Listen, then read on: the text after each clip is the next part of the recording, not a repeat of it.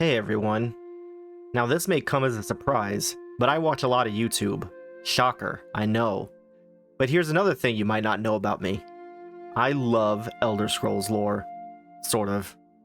When these two things, YouTube and Elder Scrolls, intersect, it can be very interesting and nice to listen to. You know, when I'm at work and need something to numb the pain for 14 hours or whatever. But sometimes you click on a video and realize you're about to hear the same old tired opinion for the 100th time, and worse, now the YouTube gods have declared for the next 10,000 generations you will succumb to every single video tangentially related to that opinion. I am cursed to forever hear about the Great War, the Skyrim Civil War, and Stormcloaks versus Imperials, but I have never heard anybody state the opinion I actually hold on these matters, which is something like, I guess that means that between the Stormcloaks and the Imperials, I choose the Thalmor. that. Now that clip was from Patrician TV, who made a very enjoyable and all too short video on Skyrim, and I suggest you watch it if you have a few days to kill. But the truth is, he wasn't really talking about the lore as lore in itself, but specifically as regard to its representation in the game and what it does for players. Nor was he serious in choosing the Thalmor, as he would go on to say just after the conveniently edited clip I just showed. But me? I choose the Thalmor, unironically, and from a lore perspective. Now before anybody clicks off and tries to report me to the nearest Stormcloak officer, I will say 3 things in my defense. First, Stormcloak officers don't exist, and neither do Thalmor. Second, I consider the Thalmor to be the best of a bad set of choices, looking at it from a sports team kind of perspective. Beyond that, I don't really like the Thalmor much, but I don't like them for very different reasons that I usually hear on YouTube. And third, if the Thalmor and the Stormcloak officers you want to report me to were to exist, I ask you to hear me out first. Let me explain myself. Let me explain.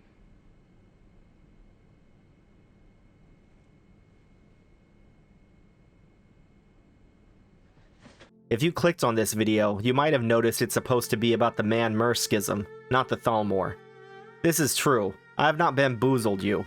Everything I've said about the Thalmor is really just set up for why I'm talking about this subject first, rather than any of the other things I could talk about in the Elder Scrolls. The Skyrim Civil War, and the Great War preceding it, are to this day a constant topic of conversation in the Elder Scrolls.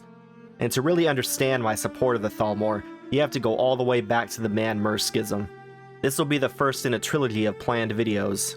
The second will be on the Sundering of ALDMERIS, and the third will be the Thalmor. They're sequential for a reason though, so I can't say that you'll understand subsequent videos without starting here and going in order. I just have too much to explain, after all. I have a few more things to note first. I am unapologetic in my Marish and Inuit viewpoint.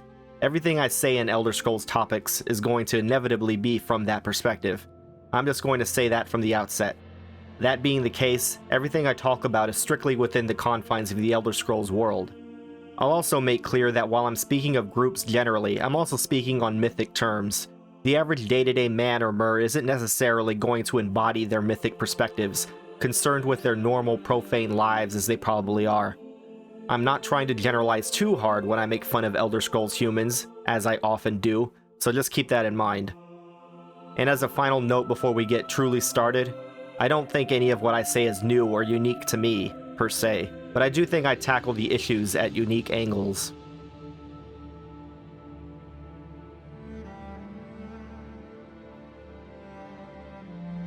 I'm going to assume that if you're watching this, you are human. I could be wrong. It could be that you're a cat, and your owner has left YouTube autoplay on. If that's the case, please feel free to ignore the video and wait for something more your speed. But assuming that you are human, you probably know humans pretty well. And that's great, because Mer are not like humans at all. Most videos start with the monomyth, so okay, fine, the monomyth. Simply put, the schism in the human ALDMERI worldview is the mortal's relationship to the divine. Humans take the humble path that they were created by the immortal forces, while the ALDMER claim descent from them. Welp, that's it then, I guess we're done. Humans think they're created and Mer think they're descended from the gods. Oh, wait, no, that isn't remotely close to the whole story.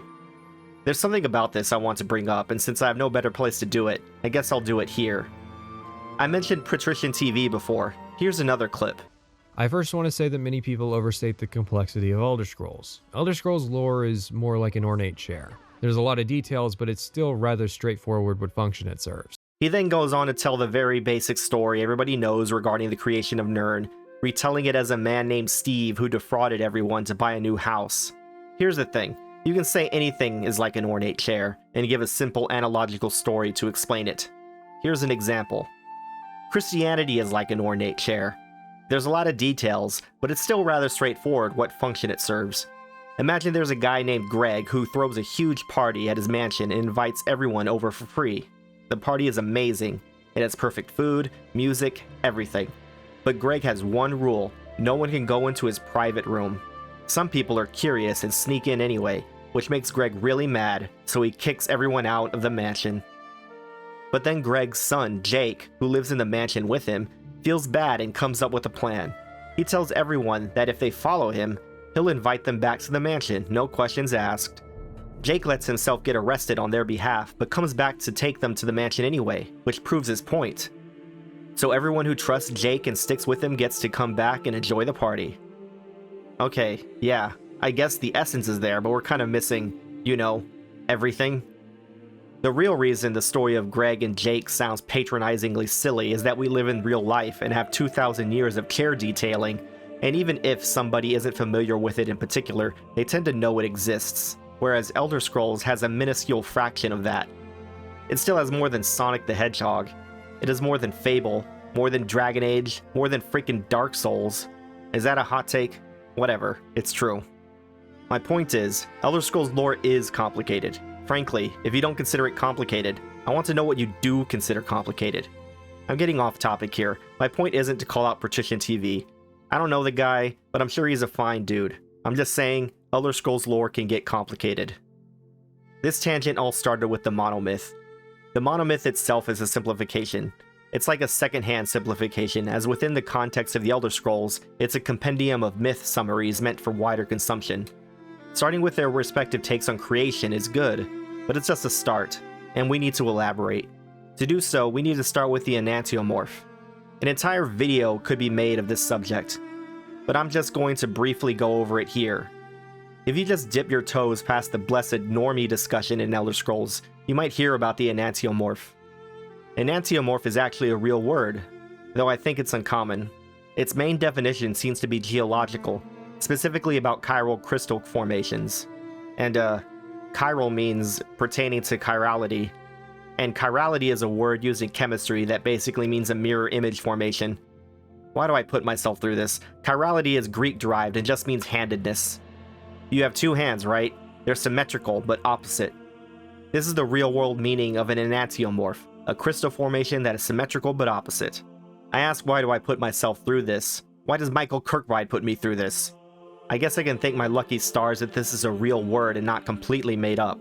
Anyway, in the context of the Elder Scrolls, the enantiomorph is mentioned canonically only once. In the 36 Lessons of Vivek, Sermon 29, the Scripture of the Numbers, enantiomorph is listed as 2. Well, that doesn't help us much. You know, this is why I say you can't get away from Kirkbride lore. Because here we go, it's happening.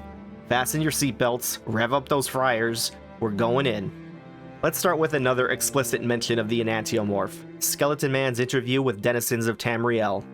This is an in-universe set of short questions and answers from various peoples across Tamriel by, I guess, Skeleton Man. I like to assume it's like this guy. Out of universe, it was written by Ken Ralston and Michael Kirkbride, that endless fiend. But the answers are copyright Bethesda, so is it canon? Anyway, this question is asked by Soule, a human Marukati, in Port Telvanus. Quote, "Some of the scholars of the land speak of the brass god. However, in all my travels through Tamriel, I have heard little on this subject. What can you tell me of this?" Getting straight to the relevant part, Soule says, "The second to see the brass god was the enantiomorph. You may know them individually as Zurin, Arctus, and Talos. The Oversoul was known to the world as Tiber Septim. They gave birth to their Mantilla, this time an embodiment of the healing of the Man-Mer Schism, and with it, Enumidium walked. But by then, and for a long time coming, one betrayed the other, and the world shuddered as they split, and the Enumidium went berserk and created an empire of evil to house the malignant half of its soul." This tells us, at least according to this Soule guy, that enantiomorph can be a title, and it refers to Zurin, Arctis, and Talos, known to the world as Tiber Septim. Hey, look, that's two people, sorta. With that in mind, we can return to the 36 lessons of Vivek, specifically Sermon 19 and 34. Starting with Sermon 19. He saw the twin head of a ruling king who had no equivalent, and 8 imperfections rubbed into precious stones, set into a crown that looks like shackles, which he understood to be the twin crowns of the two-headed king, and a river that fed into the mouth of the two-headed king, because he contained multitudes. And then Sermon 34. Vivek called to his side the Hortator, and this was the first time that Nerevar had ever been to the Provisional House. He had the same visions that Vivek had so many years ago, that of the two-headed ruling king. Who is that? He wondered. Vivek said, the Red Jewel of Conquest. Nerevar, perhaps because he was frightened, became vexed at his lord's answer. Why are you always so evasive? You tell him, Nerevar. Can't we ever get a straight answer about anything? Is this actually fun? Isn't this game between the games getting really annoying by now? Anyway, Vivek told the Hortator that to be otherwise was to betray his nature. Shut up, Vivek. I read Sermon 37. You're not always right. Sorry, those last two quotes weren't relevant to the enantiomorph. I was just really agreeing with the Hortator there. Last reference to the murdering liar Vivek, at least for now. This is from Sermon 11. Hortator and Sharmat. 1 and 1, 11, and an elegant number. Which of the ones is the more important? Could you ever tell if they switch places? I can, and that is why you will need me. So, in real life, the enantiomorph is related to two things symmetrical yet opposite. Its number is 2, and the only explicitly named enantiomorph is Tiber Septim and Zurin Arctis, 2 people, allegedly. 2, which is actually 1 and 1, and an elegant number. I'm not Vec, and I said this is going to be brief, so enough of this. If you wanted an enantiomorph-focused video, tell me in the comments, but for now, let's get to the real summary of it and what it has to do with the Man-Mer Schism. The enantiomorph, for the Elder Scrolls, is a situation in which two opposing factions are so alike narratively so as to be indistinguishable. In order to tell them apart, somebody actually needs to do it. In the Elder Scrolls, myth and history can be, and tend to be, unified. Mytho-history is a canonical field. Story is reality. It's how the setting works. For emphasis of what I'm saying, I'm going to start putting sources on the screen without reading them out, starting with Et Ada, 8 Adra, Eat the Dreamer. Feel free to pause the video and read it as I talk, or just take my word for it if you're listening. The enantiomorph is not just Tiber Septim and Zurin Arctis, it's Hortator and Sharmat, it's Sheogorath and Jigalag, it's Akatosh and Lorcan, and Man-Mer. It goes like this. There are two people, or groups, or concepts. They're usually friends at first, or united in some more abstract way, but then become opposed. At their split, they are now king and rebel. The rebel wins and becomes the new king, but who's to say who's king and who's to say who's rebel? A third person, an observer, determines who's who, and is usually maimed in the process. There's a little more to it, but that suffices.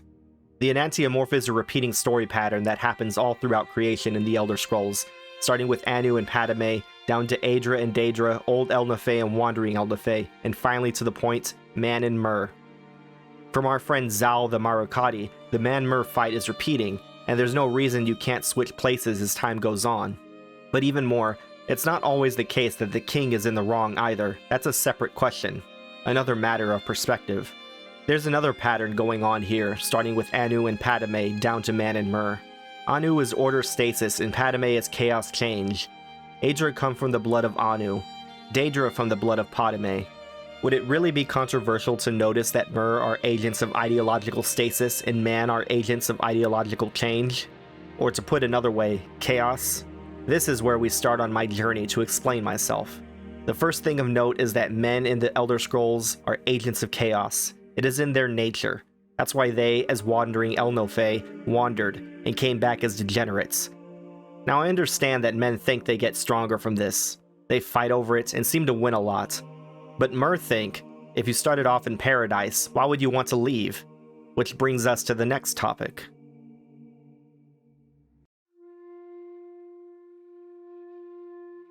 Let's talk about elves generally real fast. When we think of elves these days, we really are thinking about something Tolkien created. Yes, Tolkien had his mythic sources, and in those sources, Elves were noble beings in tune with nature, and also the same thing as fairies, who are little tricksters you shouldn't make deals with. Either way, they're nature spirits. Tolkien decided to focus on the former aspect, making them immortal, noble, human-like creatures tied to the natural world. Again, this has precedent in mythology, but let's stick to Tolkien. Tolkien elves were so tied to the natural world that their defining feature is immortality as a somewhat bad thing, for they are tied to the world and its fate. Here's a Kirkbride quote, an out-of-universe forum post. Think of it like a director's commentary. Even Kirkbride notes this time he's speaking just as an ex-developer. Elves in popular fantasy literature have always been ciphers for humans, almost always of that special breed known as paragons on the decline. They are not the other, as lizard people and cat people must be, but rather the another, that which has qualities similar enough to humans that we can relate to it, but also possessed of a certain cultural outlook, religious tradition, or scientific method so skewed that the relationship is strained almost to the breaking point. In The Lord of the Rings, the aspect of the another was immortality. As with all things in modern life, to understand what Kirkbride is talking about here, we must brush up on our Hegelian philosophy. So grab your copy of Phenomenologie des Geistes off your nightstand, and let's begin. Okay, seriously, I'm vaguely aware of Hegel, because you can't escape his grasp, but I'm not an expert or anything, and I tend to think he's ruined everything. I'm not a fan of Jung either, for what it's worth. With that in mind, Hegel is best known for his dialectical theory of history, you know, thesis, antithesis, and synthesis, which becomes the new thesis. But he is also where we get the concept of the other. The other is a way in which an individual develops self-consciousness.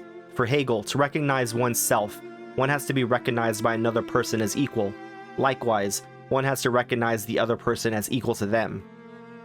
So what is Kirkbride saying about elves? For him, elves are not the other. It is not by elves that man learns of himself.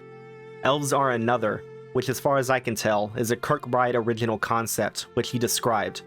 To rephrase what he said in simpler terms, elves do not function psychologically like the other, because elves are already just us. They are not a fundamentally different kind of being. They are just us, differing only in having some fundamentally skewed outlook revolving around a differing state of being. That quote of his was about the Dwemer, so I'll have to pick up the slack on Mer in general. The psychological difference between man and Mer in the Elder Scrolls is about the nature of nature, especially nature as it was in their primitive past. Just like in Lord of the Rings, or mythology, elves in the Elder Scrolls are nature beings, whereas humans are not. But what does this mean exactly? Tolkien never said this, but I've heard people make this claim about elves. Elves are humans who never fell. That's not really accurate. Elves in Middle-earth were fully capable of sin. A better claim might be, elves are like humans whose natural state of being is Edenic. Oh no, I'm starting to sound like Kirkbride. I mean that they are humans who are meant to go back to the Garden of Eden and stay there, whereas humans are meant to transcend the mortal realm entirely.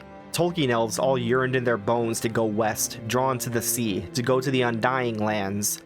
Elvish immortality made the mortality of Middle-earth painful for them. For them, to stay was literally to degrade, and for Tolkien, elves who stayed in Middle-earth even after the Third Age would eventually turn to the fairies we know from folklore, complete shadows of their former grandeur. This is pretty much the same for the Elder Scrolls, but because Kirkbride is oh so clever, he has to put a twist on it. I'm going to seemingly digress here for a bit and talk about Hermaeus Mora, but it's not really a digression, so I hope you stick with me. I'll start with a question. Have you ever noticed that Hermaeus Mora is the Daedric Prince of Forbidden Knowledge, but also he's Hermamora, the Woodland Man and the Gardener of Men? You might also notice that the word Atmora is supposed to mean Elderwood. Is there a connection between these things? Let's look at old Hermamora's entry in Varieties of Faith in the Empire, which, by the way, was written by none other than Michael Kirkbride. It's actually in the game this time, though. It says, Hermamora, ancient Atmoran demon who at one time nearly seduced the Nords into becoming Aldmer. Most Ysgramor myths are about escaping the wilds of old Hermamora. We actually have one of these myths, from Fragmente Abyssum Hermaeus Morus. When again he lost the trail. I'm joking. Let me try that again. When again he lost the trail and stopped, sore vexed, and Hare did appear and spake, saying, The stag heath down into yon vale. How knoweth you this? Demanded Ysgramor of the Hare, which replied, I know, for I have long ears. Yea, had you ears as long as mine, you too could hear your prey wherever it went. Would then, said Ysgramor, that my ears were as long as thine. At that the hare's nose did twitch, and Ysgramor felt his ears begin to grow and point. But a fox did leap from the coppice and fall upon the hare, slaying it, and Ysgramor in wonder felt his ears dwindle to their wonted size. And the fox spake, saying, "Know thy mortal without..." This is how I view Shore and humans in my head, but, you know. Okay, we're gonna try again. Know thou, mortal, that I am Shore, and this was nary hare, but indeed Hermamora, who did nearly trick thee into becoming of elven kind. Rely you hereafter, mortal, upon the forthright methods of man, and eschew the tricks of the elves, lest thee become one. Now go, for the white stag awaiteth thee in the vale. In an attempt to make things very clear here, my thesis is that Hermaeus Mora represents the Jungian collective unconscious for both the marish and mannish perspectives. If you're unfamiliar, in Jungian psychology there is a collective unconscious from where the archetypes come from. The archetypes themselves are universal narrative patterns born from our shared ancestral psychology. A classic example, and again this is real-life psychology we're talking about, is that of dragons. Dragons exist in some form in many cultures all over the world. Jungian psychology suggests this is because humans have some remnant of psychological fear of things that used to kill us when we still lived in trees and were not yet humans. Namely, dragons are an archetypal amalgam of big cats, large birds, and large snakes, all of which hunted us in our pre-man days. And so we have Hermamora, the woodland man, the gardener of men, the prince of forbidden knowledge. Hermaeus Mora is a writhing mass of eldritch tentacles because deep in the waters of memory is where we try to forget things we don't want to think about.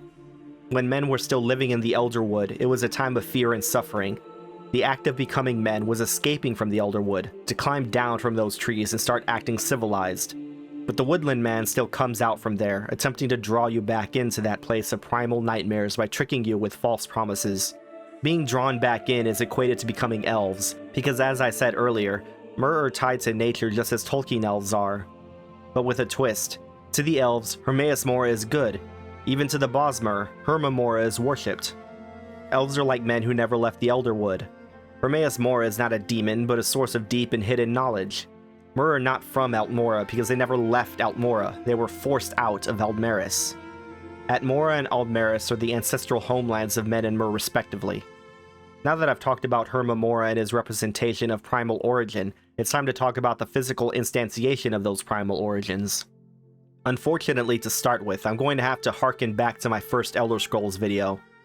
That video was about two things, the inescapability of Michael Kirkbride and his lore, and also the time-space axis of East and West.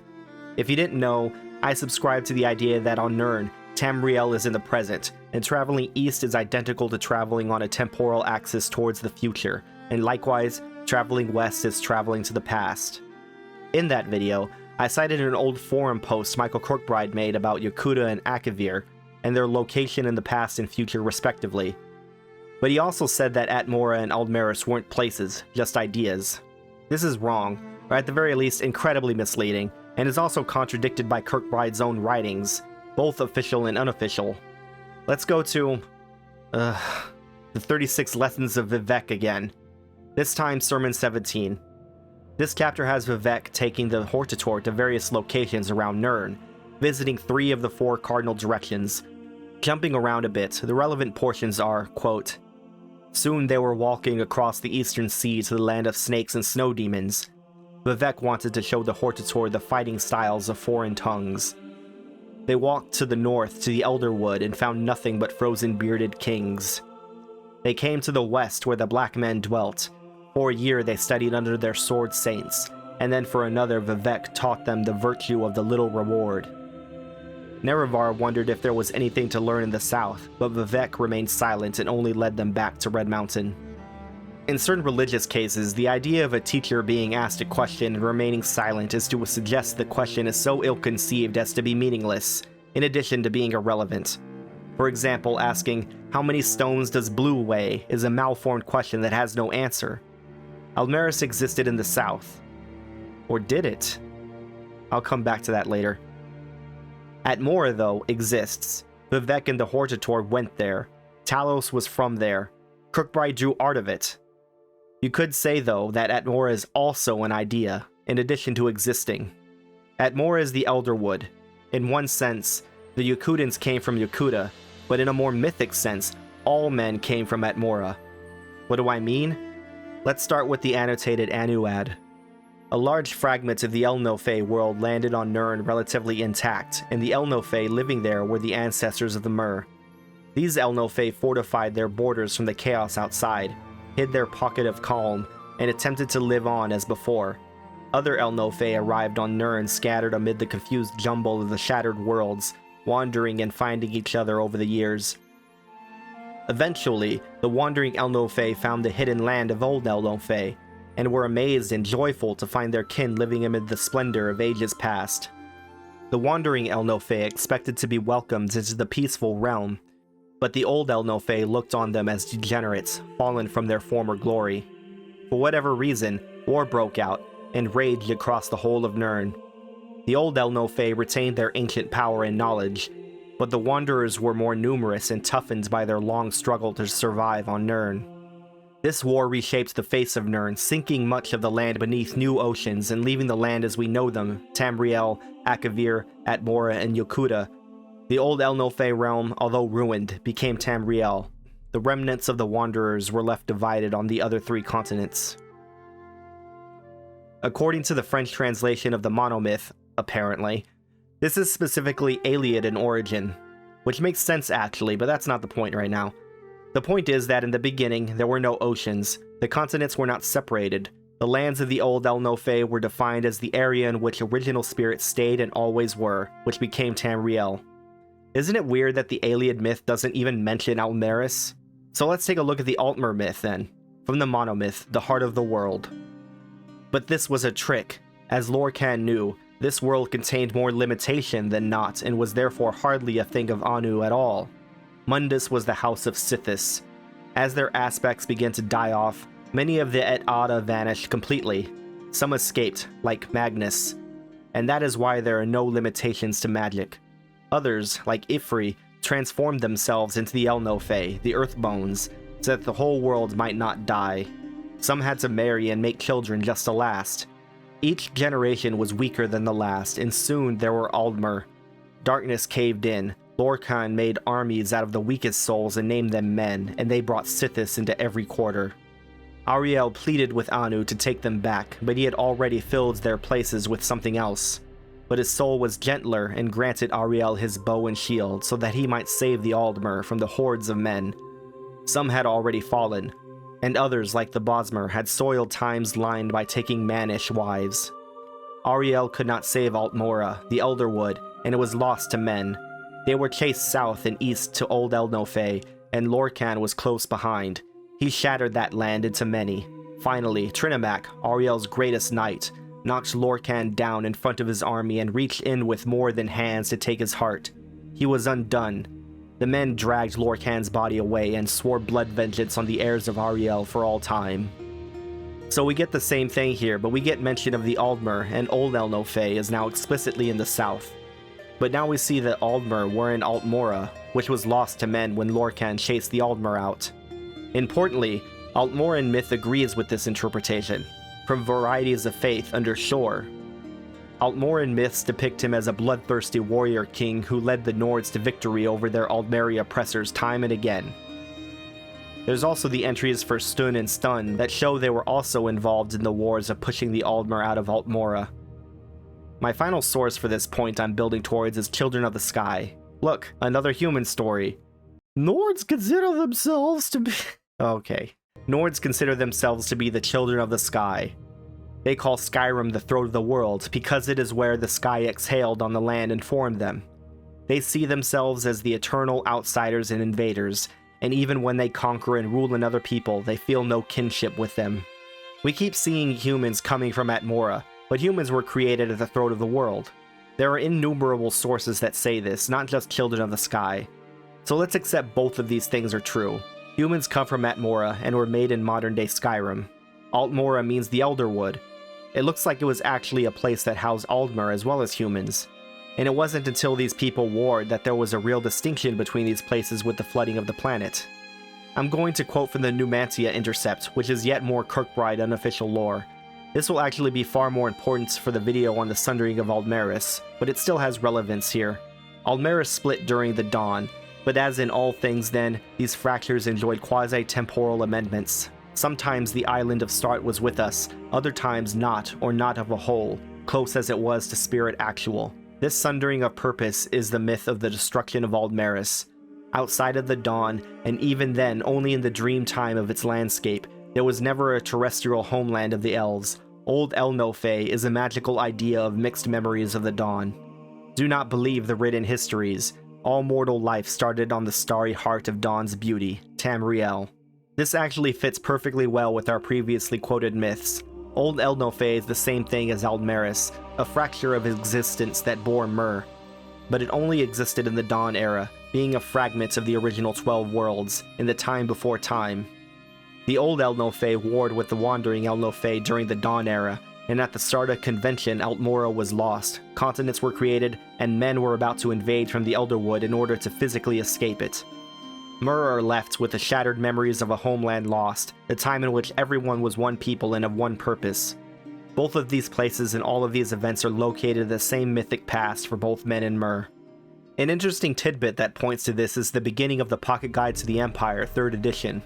The section, All the Eras of Man, which doesn't list the Dawn era as preceding the First Era, but rather lists it as the Elder Wilds.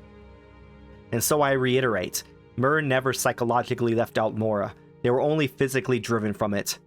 In the time of their collective memories, ALDMERIS represents the idealized unity of their existence that was shattered in the Dawn era. Their hearts and minds yearn to return to the days of ALDMERIS, because ALDMERIS is a piece of the old world where they're from. It is their home, from their childhood, and that memory is precious like a childhood memory. And think of how tragic it is to be told that your own perspective on your own happy childhood is somehow flawed, wrong, or non-existent. To bring all this together again, a major difference between men and Mer is their psychological position of their Nirn origin, their view of their own distant past.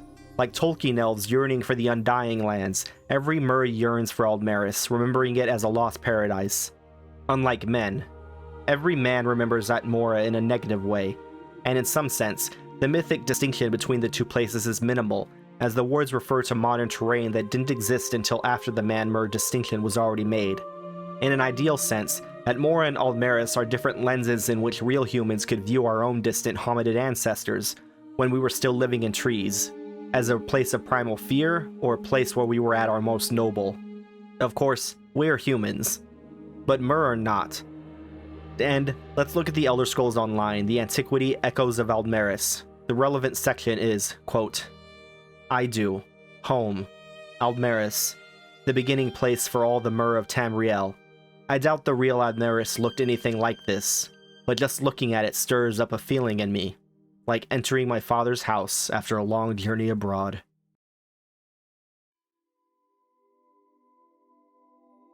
This isn't a real part. This is just sort of an addendum to the previous part that I couldn't find room for, but wanted to touch on anyway. So if you want, you can skip it. I don't actually have Elder Scrolls Online to record it, so I'm just going to read the dialogue. This is from Harold Kixathi, a Dromora serving Hermaeus Mora during the quest Mistress of the Lake. Here's the relevant bit, quote, No point in hiding it now.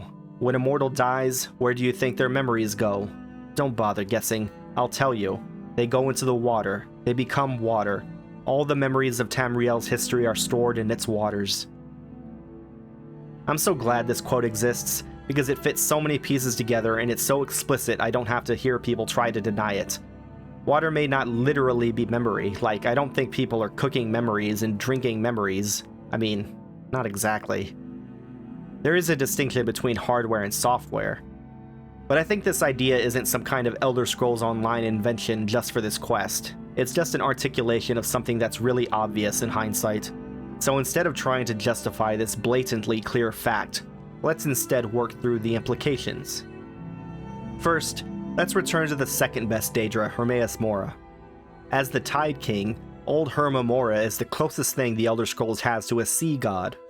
But because we have to be clever about it, Hermaeus Mora ignores the water part of that, and instead we focus on water as housing memories. No wonder then that Hermaeus Mora is the keeper of forbidden knowledge. But again we have to ask, how does this connect to the woodland man? Well, trees are just giant trunks of water. Their roots go down and suck up the water and bring it up into a tower shape. At least, that's how the Bosmer might tell it. The Argonians would disagree, but I won't get into that here. Let's go back again to my previous Elder Scrolls video about Yokuda and Akavir. Ignore the east-west time axis question. Instead, let's talk about the north-south axis. We know Altmora is in the north, and supposedly ALDMERIS was in the south. There's no question that Altmora is a frozen wasteland. Michael Kirkbride has suggested that Altmora is frozen in time in a Reddit post. I think this is, I guess off the cuff would be the best way to phrase it. I agree Altmora is frozen in time, but the mechanism of how isn't obvious. Well, it is to me, but I think the way he says it is confusing to everybody else, sort of like everything he says. Not to say that I always know what he means either. With Altmora, we're looking at ice, which is a form of water. And I've just spent a long time talking about how Man-Mer view their mythic but terrestrial origins differently. If memories are in water, what happens when all your memories are cold and bitter? Now, just to head off this possible objection, I'm going to talk about the Ship of the Ice. It's a story that describes Atmora's frozen state as a curse by the Snow Elves. There is no summer in Atmora, the steersman told him. The day we made ready to sail, a snow elf came to us, a child dressed in a thin gown. Though we shivered in our heaviest furs, she said to us, I bring you a message. With your swords and axes you slew our homeland. With the Frostfall, we have now slain yours. Look upon these frozen shores for the last time, and know that this is the harvest that your fathers sowed, and their fathers before them. Then she vanished. I actually think this supports my claim rather than just giving a more mundane explanation. It is true that Thalmor come from Skyrim, but he says our homeland, which could mean Skyrim as a snow elf, or it could mean ALDMERIS as a Mer. As previously discussed, nobody disputes that Mer used to be in the place that is now called Altmora. The story goes on to say, some in Winterhold who were not there later scoffed at the tale. If the snow elves commanded such dire magic, they said, then why had they not used it to defeat Ysgramor and save their realms in Skyrim? I suggest it is because the snow elves did not command magic to do this. Rather, this was the natural consequence of driving Mer out of Altmora. Basically a more abstract version of what happened to Yokuda in the Hunger of Sep. Yokuda was sunken, and if water is analogized to memory, Yokuda is forgotten. The Augur of the Obscure in Elder Scrolls Online uses both these words when talking about the Oracult Tower, saying that he, quote, loves ugly, sunken, long-forgotten things. But remember that not all of old Yokuda is sunken, which means there's still parts of it that are remembered. With ALDMERIS we're looking at, well, we don't have much. Even if it existed at some point, it doesn't now. So let's look south and see what we actually find, because there is in fact a southern continent. Piandania, the Veil of Mists. So, ice for the north and mist for the south. Water encodes memory, so the north is cold and bitter, and the south is fuzzy and hazy. We have a phrase, the mists of time, which is interesting here. But I'm not here to talk about the temporal aspects of this, and I'll talk about the Man-Mer next video because this has some important implications for them. All I really wanted to point out here is the water memory connection, how it further explains Hermaeus Mora, and how it literally maps neatly onto Man-Mer's ancestral homelands. With that, we can move on to the next real topic.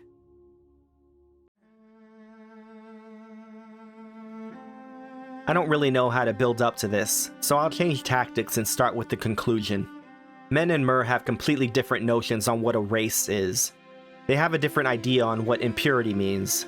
When they talk about blood, they are talking about a different thing from what men are wont to think. Notes on racial phylogeny get cited a lot when talking about how races work in the Elder Scrolls. It is, however, a completely human perspective, and therefore completely wrong. I've kept this entire in-game book on screen for a while, and I actually want you to pause the video and read it, at least enough to get the general idea. Unless you're listening, in which case, the general idea is a discussion of how racial traits work, and how they're passed through by the mother, and interfertility as an open question on a lot of different beings. You get a lot of this kind of bloodline stuff in Elder Scrolls lore and in Elder Scrolls discussion. For example, I can't tell you how many times I've seen Bretons being discussed along these lines. People start getting into granular discussions of genetic percentages, as if genes exist in the Elder Scrolls. Whenever I read notes on racial phylogeny or hear discussions about Bretons that start talking about blood percentages, I remember a comment in the first edition pocket guide to the Empire, written by a Marish traveler whose father was a Thalmor agent, YR. In regards to the possibility of the Dwemer being called dwarves, the pocket guide suggests it's because the Elnofe gave them the moniker in relation to themselves, as they were said to be giants. Characteristic human logic. Why would any self-respecting Mer refer to himself as a dwarf, even if it were a name given by the blessed Earthbones? Obsessed with anatomy they are, it does not even occur to them that stature might refer to things outside of the physical. This isn't the only comment by YR that I think about. In the prologue to the first edition pocket guide, when the guide mentions the various pedigrees of Mer, YR has this to say: dangerous racialism. There shall be no accommodation as with Riemann. Racialism. The belief that races exist as biological categories. Now, he does say this is dangerous racialism, so I will withhold judgment on if Mer think there are non-dangerous racialisms. Instead, let's move on to the Marish take on the subject of racial phylogeny. This is from Mankar Cameron's Commentaries on the Mysterium Xarxes. We mortals leave the dreaming sleeve of birth the same, unmantled save for the symbiosis with our mothers, thus to practice and thus to reproachment, until finally we might through new eyes leave our hearths, without need or fear that she remain behind. This notes the same thing Notes on Racial Phylogeny says: we are born the race of our mothers. But Mankar Cameron's ever-useful commentaries gives us a mechanism for this, one that is distinctly non-anatomical. Why are mortals the race of their mothers? Because there's symbiosis that creates a mantling effect. Do I need to explain mantling? This is like the enantiomorph, something that could be a whole video, that nevertheless needs to be touched on here. As far as I know, the word mantling is a fan thing, but it has been used by developers, and was used in the Lore Master's archive. Those are canon, right? It can be hard to tell with some people. Anyway, what actually is it? A bit more unofficial lore, New Hata of the Sphinx Moth Inquiry Tree has a line that explains it simply. Walk like them until they must walk like you. To get even simpler, mantling is the process in which you become so alike someone, the division between you and the other person is blurred and you end up occupying the same place. Usually this process is used in the context of mortals achieving divinity. For example, Martin Septim mantling Akatosh, or the hero of Kvatch mantling Sheogorath. But this process seems to apply universally. In effect, it is like the real-life concept of sympathetic magic, which affects other things, by the way, but again, I'll let that go. The only reason I brought this up is because according to Mankar Cameron, a very wise Mer who probably knew what he was talking about on this subject, we become our mother's race because of the mantling process. Let's turn back to the monomyth. We've already used this quote, so let's focus on one sentence.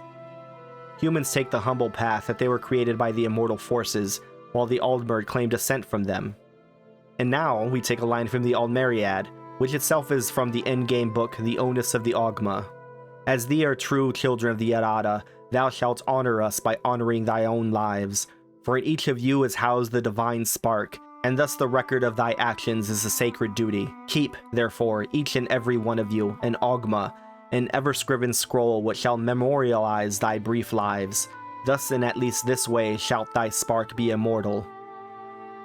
I'm being a bit heavy on ALDMERIS sources, so let's go with some Dunmeri ones. This is from Ancestors in the Dunmer. The departed spirits of the Dunmeri, and perhaps those of all races, persist after death. The knowledge and power of departed ancestors benefits the bloodlines of Dunmeri houses. The bond between the living family members and immortal ancestors is partly blood, partly ritual, and partly volitional. A member brought into the house through marriage binds himself through ritual and oath into the clan, and gains communication and benefits from the clan's ancestors. However, his access to the ancestors is less than his offspring, and he retains some access to the ancestors of his own bloodline. And this is from Inexplicable Patron, Mephala, written by Devaith Fear, that weirdo who married his clone daughters. After a recent discussion with a self-proclaimed priest and scholar of the Tribunal Temple, I find myself shamed, as I often am, but not surprised, as I never am, by the gross misunderstandings of the nature of the danger that adopted our ancestors. I don't want to keep going because we're precariously on the edge of the topic for the next video, but know that every race of Mer thinks like this. Every Mer houses a divine spark, which is a star, which is a soul. This soul gains its divinity because Mer are the descendants of divine beings, either genealogically or adopted, sometimes both in the case of the Orsimer. I'm not even convinced there's a big difference for Mer. Men, on the other hand, always break this connection by calling the Aedra gods rather than ancestors. Men lack the distinct genealogical boundaries that Mer divide themselves by, as they lack a divine lineage to categorize themselves through. So it does make sense that they focus so much on anatomy, as our good friend YR said. Men, if they define themselves at all, do so by their actions as mortals on Nirn in accordance with their god's wishes, with the gods separate from them. They do not discern each other by their connection to the dawn. Now lastly, I'll say that Mer don't have some kind of unique, special ability to gaze into your soul and figure out its worth. Though there's probably some people who could do that, namely mystics and necromancers. Similarly to humans, though still different, normally Mer check the purity of your soul by your actions, your beliefs, and your appearance. Again, we're getting close to the topic of the next video, but as an example, much is always said about the ALDMER obsession with blood purity. I would like you, dear viewer, to try and remember everything I've said. It is not the anatomy, it is not the physical blood that is important. It is nothing physical. It is your ancestral connection to the dawn that is most important. Any further clarifications on this point will have to wait until the next video, however.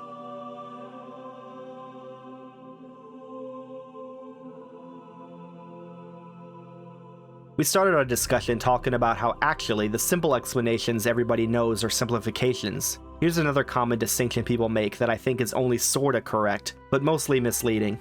It's often said that men and Mer differ on mortality. Mer hate it, and men love it. The most obvious explication of this view is from the monomyth, Shezar's song. Some Aedra were disappointed and bitter in their loss, and angry with Shezar, and with all creation, for they felt Shezar had lied and tricked them. These Aedra, the gods of the ALDMER, led by Ariel, were disgusted by their enfeebled selves, and by what they had created. Everything is spoiled, for now and for all time, and the most we can do is teach the elven races to suffer nobly, with dignity, and chastise ourselves for our folly, and avenge ourselves upon Shezar and his allies. Thus are the gods of the elves dark and brooding, and thus are the elves ever dissatisfied with mortality, and always proud and stoic despite the harshness of this cruel and indifferent world. Other Aedra looked upon creation and were well pleased. These Aedra, the gods of men, and beastfolk, led by Akatosh, praised and cherished their wards. The mortal races. We have suffered and are diminished for all time, but the mortal world we have made is glorious, filling our hearts and spirits with hope. Let us teach the mortal races to live well, to cherish beauty and honor, and to love one another as we love them. Thus are the gods of men tender and patient, and thus are men and beastfolk great in heart for joy or suffering, and ambitious for greater wisdom and a better world. I will say this idea of loving mortality is true, but only from the Merish perspective. Objectively, both men and Mer hate mortality. They just have a different idea on what mortality is. Let's go back to Tolkien again. This isn't a Tolkien lore video, so I'll be simplifying. Please don't yell at me when I don't go into exquisite detail or anything. In Middle-earth, men had what was known as the gift of mortality. What was meant by this gift was that, as they were not tied to the world like the elves were, they could transcend it after death. They could move on, and while what was beyond was a great mystery, it was probably good, or else it wouldn't be a gift.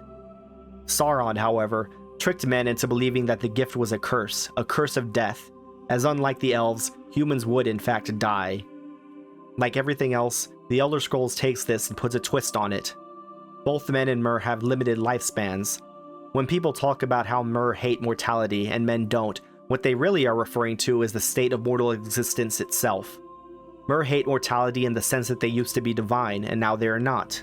I mean, I'd be pissed too, but I am a Mer apologist. Men love mortality in the sense that they believe they were made for a purpose, which they were. Let's avoid the Nords for a moment and turn to the Great Spirits of the Reach, Volume 5. Like many human cultures, people of the Reach venerate Lorkhan as well. They know him as Lork, the spirit of man, the mortal spirit, or the sower of flesh. According to Reach myths, Lork convinced the Spirit Queen Namira to grant him a place in the infinite void where he could create a realm for wayward spirits. Rather than a vibrant paradise, Lork created a hard and painful place, a realm that taught through suffering. While some resent Lork's cruelty, most praise his wisdom. According to the Reach folk, those who suffer most know best. Hardship is a means to wisdom and glory, and Lork provided hardship in ample supply. I haven't used any Redguard sources so far, and that's a shame because they're my favorite race of men, probably because they're sensible. To see this sensibility, let's look at their myth from the monomyth. Pretty soon the spirits on the skin ball started to die because they were very far from the real world of Satakal, and they found that it was too far to jump into the far shores now. The spirits that were left pleaded with Tall Papa to take them back, but Grim Ruptga would not, and he told the spirits that they must learn new ways to follow the stars to the far shores now. If they could not, then they must live on through their children, which was not the same as before. Now, finally, let's get to the Nords. Shor created the realm of Sovngarde with his clever magic long ago, but the trickster god has faded from our world. Others have attempted to part the veil of his deceit, practicing forsaken arts and seeking hidden paths into the afterlife. All such attempts end in tragedy. None can out-trick the trickster. For all we know, Shor retreated to that realm and laughs at all who would outwit him. He may even rule the realm, choosing heroes to honor according to his whims. All this is speculation. Only those who are worthy know the truth, and they speak no more to the living. Through all the suffering and adversity in this world, true Nord warriors endure, for Sovngarde awaits. Have you ever noticed Mer don't have an afterlife? Except the Orsimer, I guess. So other than them, there's no Merish equivalents to the Far Shores or Sovngarde. This is because they don't have a purpose unique to them. To retread the previous discussion on race, they don't measure themselves by how well they follow the dictates of a deity. As descendants from the divine, they wish to go back to what they were. They were not told of a way to reach a supposed paradisical afterlife. This is why, despite the Redguards thinking Sep is terrible and mortality was a trick, they still are unambiguously human. They are given a goal, reach the far shores through a new path. And if you ever wondered why the Sinestral Mer were said to not believe in an afterlife, this is why. Strictly speaking, no Mer believes in an afterlife, except for the Orsimer who are weird, but also don't believe they were made for a purpose. So much so, they picked one up out of vindictiveness. As I said, they're weird, and I'll have to explain them more in the next video.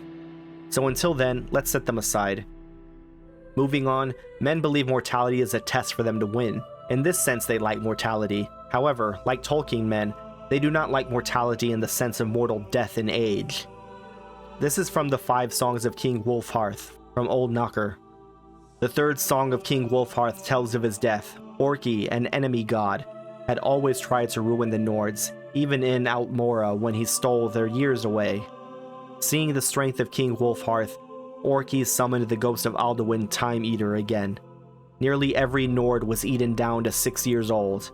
Boy Wulfharth pleaded to Shor, the dead chieftain of the gods, to help his people. Shor's own ghost then fought the Time Eater on the spirit plane, as he did at the beginning of time, and he won, and Orki's folk, the Orcs, were ruined. As Boy Wulfharth watched the battle in the sky, he learned new Thuum, what happens when you shake the dragon just so. He used this new magic to change his people back to normal. In his haste to save so many though, he shook too many years out on himself. He grew older than the Greybeards and died. The flame of his pyre were said to have reached the hearth of Kine itself. What took me ages to realize, I'm sorry to say, is that Orki is a snake. It's explicit in the Song of the Gods. Orki tests all mortals. He likes to start all quarrels. A snake no one can flee. None may fool wary Orki. And you probably have seen this Shrine of Talos 1,000 times, in which he is stepping on a snake. I think it's somewhat missing the point of the symbolism to argue over whether the snake is Orki or Shezar or Sep. The point is that regardless of which one, the snake represents the enemy as mortality. Talos in his ascension to godhood defeated mortality, which is not good by either Manish or Merish reckoning, merely differing in how it's bad. Speaking of, I wanted to leave off with the Redguards again, this time from the previously mentioned The Hunger of Sep, which is referring to events in sunken Yokuda. And the lives of the people were good, for though the land was harsh, the people followed the will of the gods, and thus were vouchsafed enough to live well, and a little more. and the divines were reverenced as it was written they should be, and all things were in their proper places. But some there were among the people who decided that a little more than what they needed was not as much as they did want, and in their avarice they fell away from proper reverence, and were taken, yea, body and soul, with the hunger of Sep. And this was an ill thing, for the hunger of Sep can never be sated.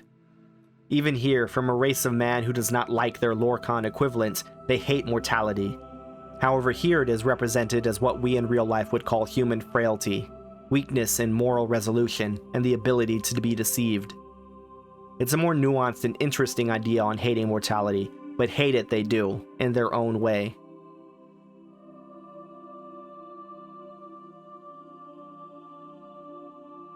Look, we've done it.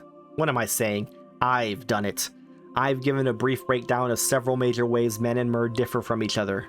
In summary, these ways were fulfilling the role of chaos change versus order stasis, the Elder Wilds as paradise versus terror, views on race as physical versus metaphysical, and views on mortality as existence versus weakness. So I think I've stated my case pretty well, don't you think? Men in the Elder Scrolls are chaotic, violent, anatomy-obsessed weaklings desperate to follow the dictates of their creators so as to reach a better afterlife. Meanwhile, Mer are orderly, spiritual, divinely descended nobles who are cruelly flung from their homes where they were perfectly happy before. Men, in order to fulfill the dictates of the evil gods who created them, went on to slaughter these poor, unfairly maligned beings who were already psychologically suffering. I'm being hyperbolic. More seriously, I do find it kind of irritating how genocide-happy certain people in the Elder Scrolls fandom can be towards Mer. I've seen some pretty messed up comments every now and then, like it makes me kind of wonder. Though I admit this isn't unique to Elder Scrolls, it can still be, shall I say, not the best. On the other hand, far be it from me to tell you what to do. I'm not your real dad. I can't make you go to your room.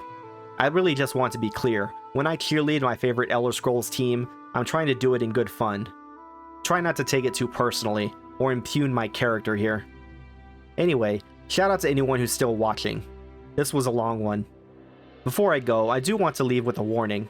I make videos for fun, and I make what I want to make, tempered by what little time I have. I'm not an Elder Scrolls lore channel.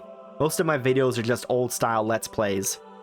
I do hope you like and subscribe, and maybe give some of my other content a chance, but even if you subscribe only for the Elder Scrolls lore, I don't want to give the wrong impression.